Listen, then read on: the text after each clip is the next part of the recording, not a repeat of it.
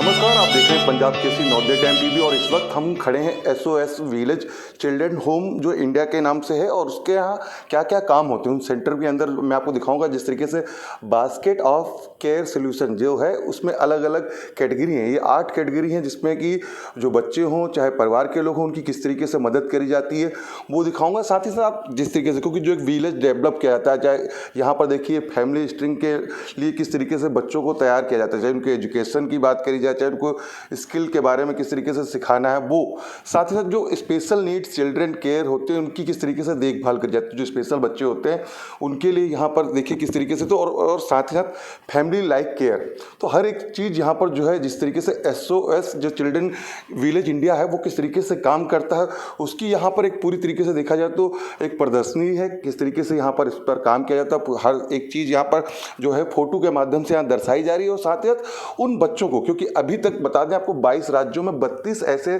Centre हैं जो खोले गए हैं जिन पर कि लगातार जो है यहाँ पर काम किया जा रहा है। साथ ही साथ आज गवर्नमेंट की तरफ से सहयोग मिल रहा है, आम लोग जो हैं वो इस सेंटर में जुड़े हुए हैं क्योंकि 58 सालों से तकरीबन हज़ारों की तादाद में जो बच्चे हैं वो यहाँ से निकल के जा भी चुके हैं, जो कि जिनको कि डेवलप किया गया है, उनके देखभाल करी गई बाकायदा 23 साल तक जिस तरीके से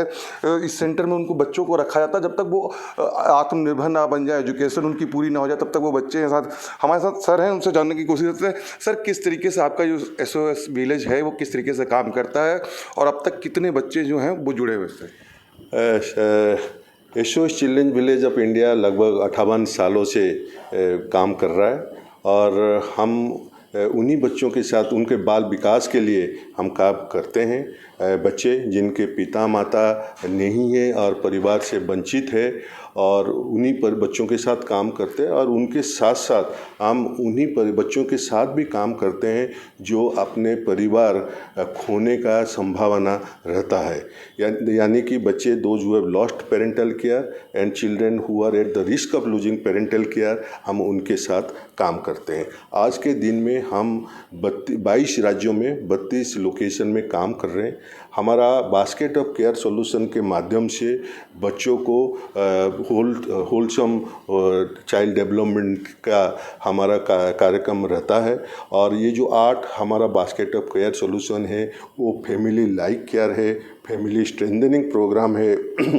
किनशिप केयर प्रोग्राम है, फोस्टर केयर प्रोग्राम है, स्पेशल नीड केयर प्रोग्राम है, इमरजेंसी प्रोग्राम है और जो प्रोग्राम हम बोलते हैं वो है शॉर्ट स्टे होम है। फैमिली लाइक केयर प्रोग्राम में एक चिल्ड्रंस विलेज में एक परिवार होता है। चिल्ड्रंस विलेज में 12 से 15 घर होता है। हर घर में एक माँ होते हैं, हर घर में 3 से 4 कमरा होते हैं। वहाँ से 7 से 8 बच्चे वो माँ के साथ उस घर में एक पारिवारिक माहौल में बड़े होते हैं और ये बच्चों को लगभग 23 साल तक लंबे समय तक उनको सपोर्ट किया जाता है और हमारा ये मानना है कि 23 साल उम्र तक बच्चे अपने पैरों में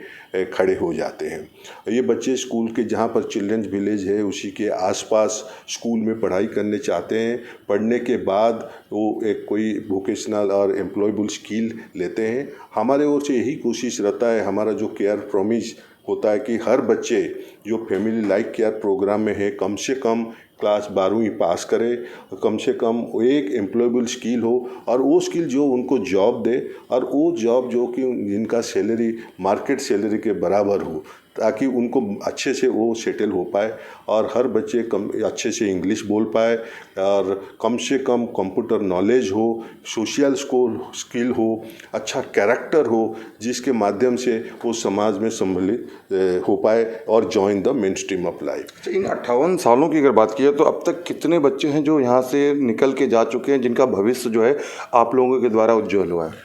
लगभग 7000 से आसपास बच्चे हैं जो कि एसओएस परिवार से निकल के they have join the main stream of life और ऐसा कोई वोकेशन नहीं है जो बच्चे नहीं है। They are in the field of engineering, they are in the field of nursing, paramedical, hospitality, business administration, even in defence, they are lawyers, they are doctors, and there are also children, those who have not done so well in education, but they have a employable skill. They are in the field of electrician, some of them are also drivers, some of them are also doing some kind of retail marketings. But fortunately, we have very limited number of children, those who have not done much in education, but largely you can say almost all the children, वो हमारी संस्था की ओर से कोशिश रहता है कि बच्चे अपने पैरों में खड़ा हो और एक इंडिपेंडेंट लाइफ वो